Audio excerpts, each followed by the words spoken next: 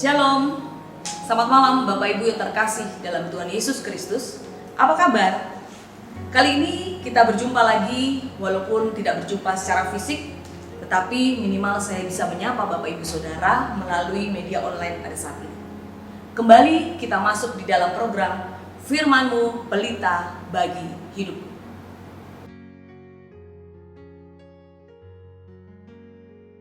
Bapak Ibu Saudara yang terkasih dalam Tuhan Yesus Kristus, firman-Mu pelita bagi hidupku berarti bahwa dalam hidup kita memerlukan pelita, yaitu firman Tuhan sendiri untuk menerangi bagaimana kita boleh berjalan dalam kehidupan ini.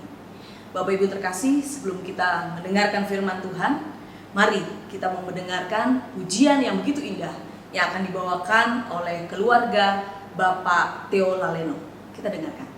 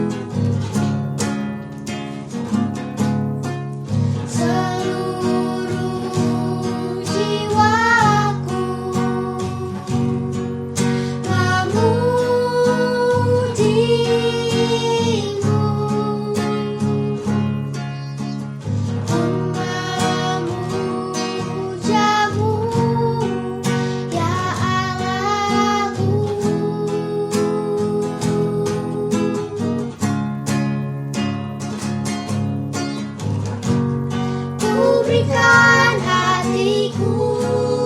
hatiku dan jiwaku, semuanya bagimu di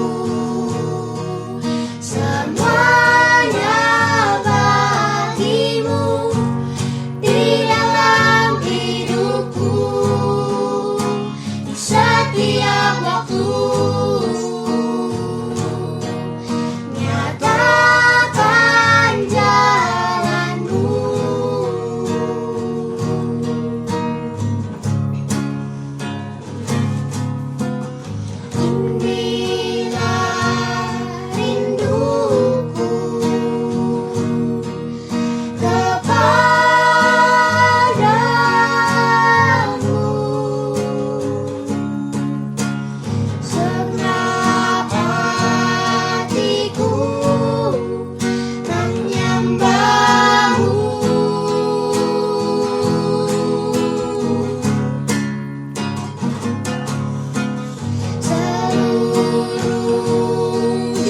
waktu. Nyatakan jalanmu.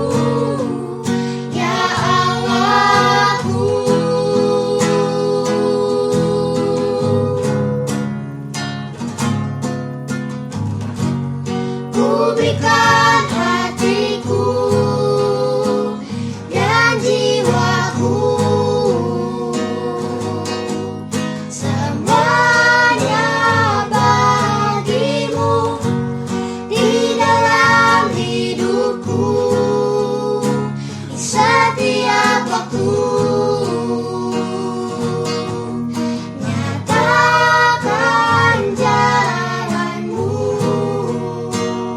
waktu. Nyatakan jalanmu. Bapak Ibu Saudara, kita sudah mendengarkan pujian yang begitu indah dari keluarga Bapak Theo Laleno yang menyatakan, "Kuberikan hatiku dan jiwaku selamanya bagimu. Di dalam hidupku di setiap waktu, nyatakan jalanmu." Biarlah puji-pujian tadi boleh membawa berkat bagi kita dan kita bisa melakukan apa yang terdapat dalam syair tadi. Bapak Ibu Saudara, kita akan masuk di dalam pelayanan firman Tuhan. Dan mari kita siapkan bacaan kita dari Imamat 4 ayat 13 sampai ayat yang ke-21. Imamat 4 ayat 13 sampai ayat yang ke-21. Apabila sudah bertemu, mari kita berdoa. Bapa dalam surga, terima kasih Tuhan untuk waktu ini. Walaupun melalui media online kami masih bisa mendengarkan firman Tuhan. Dan biarlah firman Tuhan yang sebentar akan kami dengarkan boleh membawa pelajaran bagi kami, dan kami boleh hidup seturut dengan kehendak Tuhan. Bapa dalam surga, sucikan kuduskan kami, layakkan kami untuk mendengarkan firman Tuhan, dan kami mau diperbaharui, kami mau ditegur untuk lebih menyenangkan hati Tuhan. Terima kasih Bapa, di dalam nama Tuhan Yesus kami berdoa. Amin. Pembacaan Alkitab, Imamat pasal 4 ayat 13 sampai 21 yang menyatakan, jikalau yang berbuat dosa dengan tak sengaja itu segenap umat Israel, dan jemaah tidak menyadarinya, sehingga mereka melakukan salah satu hal yang dilarang Tuhan, dan mereka bersalah, maka apabila dosa yang diperbuat mereka itu ketahuan, haruslah jemaat itu mempersembahkan seekor lembu jantan yang muda sebagai korban penghapus dosa. Lembu itu harus dibawa mereka ke depan kemah pertemuan. Lalu para tua-tua umat itu harus meletakkan tangan mereka di atas kepala lembu jantan itu di hadapan Tuhan, dan lembu itu harus disembelih di hadapan Tuhan. Imam yang diurapi harus membawa sebagian dari darah lembu itu ke dalam kemah pertemuan. Imam harus mencelupkan jarinya ke dalam darah itu dan memercikkannya 7 kali di hadapan Tuhan di depan tabir. Kemudian dari darah itu harus dibubuhnya sedikit pada tanduk-tanduk mezbah yang di hadapan Tuhan di dalam kemah pertemuan, dan semua darah selebihnya harus dicurahkannya kepada bagian bawah mezbah korban bakaran yang di depan pintu kemah pertemuan. Segala lemak harus dikhususkannya dari lembu itu dan dibakarnya di atas mezbah. Beginilah harus diperbuatnya dengan lembu jantan itu, seperti yang diperbuatnya dengan lembu jantan korban penghapus dosa, demikianlah harus diperbuatnya dengan lembu itu. Dengan demikian, imam itu mengadakan pendamaian bagi mereka, sehingga mereka menerima pengampunan. Dan haruslah ia membawa lembu jantan itu keluar perkemahan, lalu membakarnya sampai habis, seperti ia membakar habis lembu jantan yang pertama. Itulah korban penghapus dosa untuk jemaah. Demikianlah pembacaan Alkitab. Bapak Ibu Saudara yang dikasihi Tuhan Yesus Kristus, firman Tuhan pada saat ini di dalam Imamat 4 menyampaikan mengenai persyaratan korban penghapusan dosa. Kalau kita baca sampai ayat yang ke-31, di situ ada 4 kategori dalam persyaratan korban penghapusan dosa. Kategori pertama adalah para imam, yang kedua umat atau jemaat, yang ketiga adalah pemuka, yang keempat adalah rakyat jelata. Dan keempat kategori ini memberikan persembahan korban penghapus dosa yang berbeda. Kalau imam dan umat, mereka mempersembahkan lembu jantan muda yang tidak bercacat. Kemudian pemuka diharuskan untuk memberikan korban kambing jantan yang tidak bercacat. Dan kemudian untuk rakyat jelata diharuskan memberikan kambing betina yang tidak bercacat. Kenapa ada perbedaan dalam pemberian korban penghapusan dosa ini? Nah, ini menyatakan bahwa nilai yang korban penghapus dosa diberikan yang lebih besar itu menyatakan tanggung jawab yang lebih besar lagi di hadapan Tuhan. Bapak Ibu Saudara yang terkasih dalam Tuhan Yesus Kristus, kalau kita mau lihat hal ini menjelaskan kepada kita bahwa betapa Tuhan sangat konsen terhadap kehidupan manusia. Betapa Tuhan sangat serius dalam menyikapi, merespon sebuah kesalahan atau dosa. Dan Tuhan nggak main-main dalam hal ini. Harus ada korban penghapusan dosa. Jadi pada waktu itu bangsa Israel apabila umatnya ketahuan berbuat dosa dan dia mau menghapus, memohon ampun dosa atas dosanya itu, dia harus mengorbankan umat itu mengorbankan lembu jantan muda yang tidak bercacat sebagai korban penghapus dosa. Nggak main-main Tuhan dalam menyikapi sebuah dosa. Bapak Ibu yang terkasih dalam Tuhan Yesus Kristus, bicara tentang korban penghapusan dosa ini, mari kita ingat kembali pengorbanan Tuhan Yesus yang belum lama kita peringati. Darah yang tercurah jauh lebih mahal dibandingkan apapun. Bahkan pengorbanannya nggak hanya bagi umat Israel, tapi bagi seluruh umat manusia di dunia ini. Sebagaimana lembu dan kambing pada waktu mau dikorbankan, para imam meletakkan tangannya di atas kepala lembu atau kambing tersebut sebagai simbol untuk pelimpahan dosa kepada korban penghapusan dosa. Demikian juga Tuhan Yesus.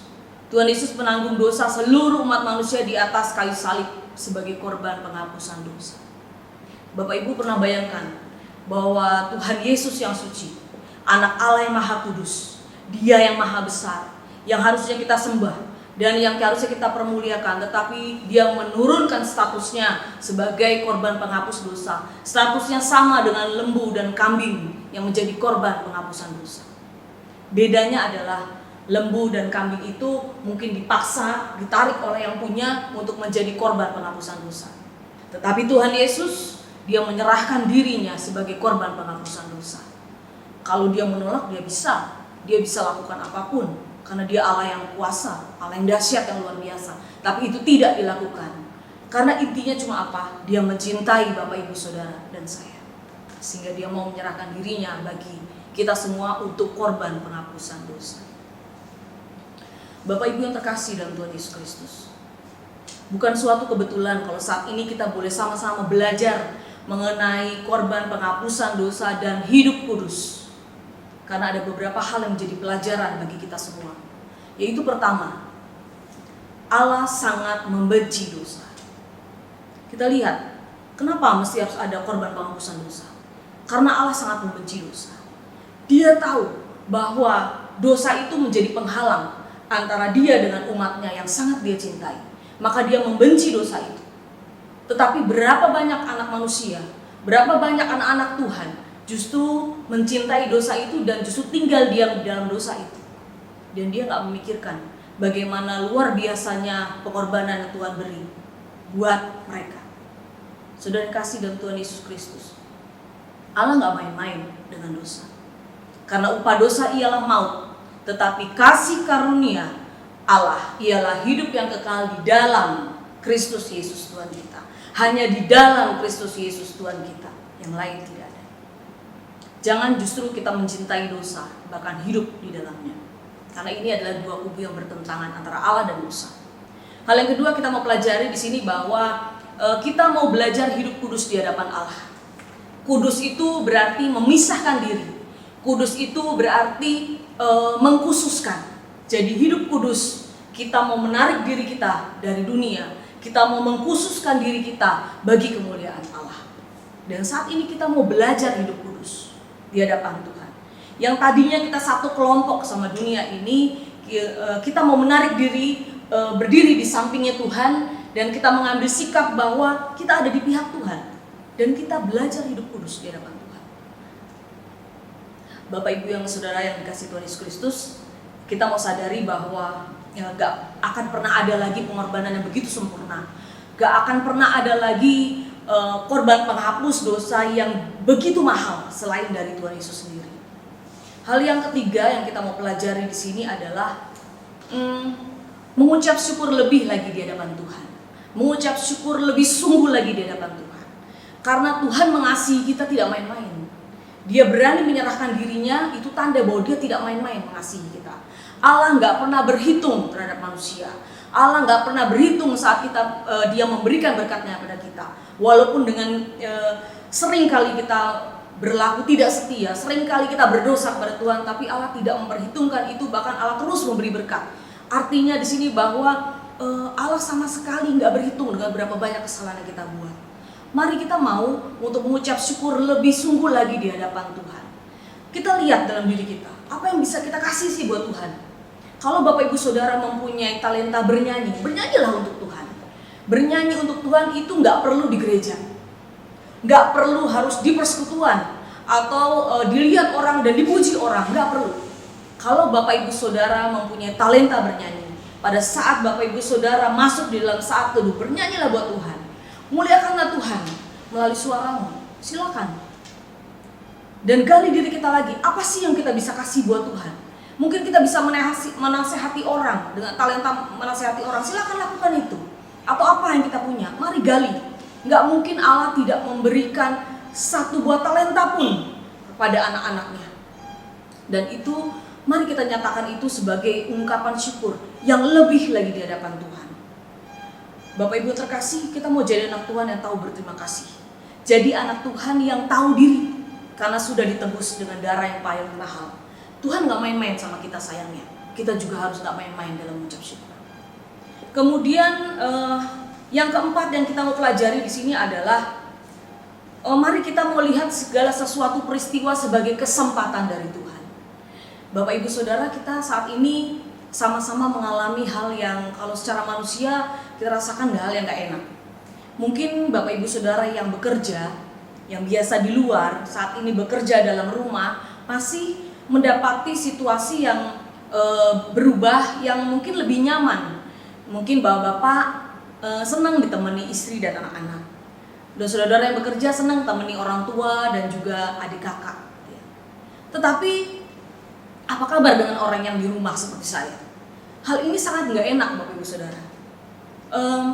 Sudah biasa di rumah dan saat ini harus di rumah saja. Hal ini hal yang nggak enak dan kami bosan. Tetapi Bapak Ibu Saudara yang terkasih dalam Tuhan Yesus Kristus, kita mau lihat ini adalah sebuah kesempatan yang Tuhan kasih. Kesempatan buat apa? Yaitu untuk pertama, memperbaiki hubungan kita dengan Tuhan. Mungkin selama ini kita bilang bahwa saya pelayanan kok. Saya sering pelayanan kemana-mana. Oke, kadang ada berapa banyak anak Tuhan terus mengikuti pelayanan sana sini bahkan sehari full. Tetapi hubungannya dia dengan Tuhan tidak baik. Berapa banyak anak Tuhan yang sangat rajin dalam pelayanan, bahkan mengorbankan waktunya untuk Tuhan, tetapi hubungannya pribadi dengan Tuhan kurang harmonis. Mari kita perbaiki itu secara pribadi, lepas pribadi di hadapan Tuhan. Hal yang kedua, kesempatan buat apa? Mari kita mulai mendirikan mesbah pujian, mesbah penyembahan, mesbah doa bersama dengan keluarga yang mungkin gak pernah kita lakukan. Kita bisa mulai lakukan itu, mulai dari ibadah minggu, kita udah lakukan itu bersama. Kemudian doa jam 9 malam kita lakukan bersama orang tua dan juga anak-anak. Kita dirikan mesbah Tuhan, kita ambil gitar, kita puji-puji Tuhan. Gak usah pakai gitar pun juga gak apa-apa. Mari kita puji Tuhan, itu kita bisa lakukan. Ya, jadi membangun kembali mesbah Tuhan. Kesempatan apa lagi yang ketiga? Memperbaiki hubungan relasi di dalam keluarga. Suami sama istri, orang tua dan anak, kakak dan adik. Kalau ada om tante, kita perbaiki relasi kita dengan om tante. Ataupun juga oma opa, kita perbaiki. Mungkin yang selama ini kita hanya saling lewat aja. Rumah itu seperti kos-kosan yang datang malam hanya tidur, pagi besok keluar lagi. Tapi saat ini kita memperbaiki relasi itu hanya untuk kemuliaan nama Tuhan. Dan pada saat nanti wabah ini sudah lewat, ya dalam nama Yesus kita doakan itu segera lewat. Dan kebiasaan itu, gaya hidup kita dalam keluarga itu sudah terbina dengan baik melalui kesempatan yang Tuhan berikan ini. Sehingga kita biasa lakukan itu. Dan itu boleh menjadi kesenangan hati Tuhan. Ya, Bapak Ibu yang dikasihi Tuhan Yesus Kristus, mari kita serius lagi dalam menata hidup kita di hadapan Tuhan. Sebagaimana Tuhan juga serius peduli sama kita. Tuhan serius menebus kita dengan darahnya, memberkati kita, bahkan menjadi korban penebusan dosa, menyayangi kita sungguh-sungguh, dan bahkan juga menjadikan kita biji matanya. Biji matanya artinya terus ada dalam pengamatan Tuhan, terus ada di depan, dan terus diperhatikan oleh Tuhan. Dan itu adalah Bapak, Ibu, Saudara, dan saya. Bapak, Ibu, Saudara yang kasih, mari kita mau belajar lagi hidup kudus di hadapan Tuhan. Jangan sia-siakan korban penghapusan dosa yang terlalu mahal itu, karena gak akan pernah ada lagi yang sesempurna Tuhan Yesus. Jangan lagi buat Tuhan Yesus bersedih. Mari kita mau menyenangkan hati Tuhan. Kuduslah kamu, sebab Allah yang kita sembah, Allah yang dahsyat, Allah yang luar biasa, Allah yang sungguh-sungguh mengasihi kita, yaitu Bapa kita adalah kudus. Terpujilah Tuhan. Amin. Salam sehat, Tuhan memberkati. Mari kita berdoa. Bapa, kami mengucap syukur karena firman Tuhan sudah kami dengar Dan biarlah Tuhan Engkau tolong kami agar kami boleh hidup kudus di hadapan Tuhan, agar kami juga boleh membenci dosa dan kami boleh menyenangkan hati Tuhan. Kami boleh semakin bersyukur lagi untuk menyenangkan hati Tuhan. Terima kasih ya Bapak untuk pengorbanan Tuhan yang luar biasa bagi hidup kami. Dan biarlah kami boleh bertumbuh dalam iman. Kami boleh mengenal Tuhan lebih dekat lagi melalui kesempatan yang Tuhan berikan pada saat ini. Kami boleh kembali mendirikan mesbah bagi kemuliaan nama Tuhan. Kami boleh memperbaiki hubungan kami dengan keluarga lebih manis lagi di hadapan Tuhan. Terima kasih Bapa dalam surga. Kami percaya Engkau menjaga dan memberkati kami. Kesehatan boleh menjadi bagian dalam hidup kami. Dan kami percaya Tuhan peduli akan Indonesia. Dan kami percaya segala sesuatu juga akan berakhir dengan baik. Terima kasih Bapa dalam surga. Di dalam nama Tuhan Yesus kami berdoa dan mengucap syukur. Amin.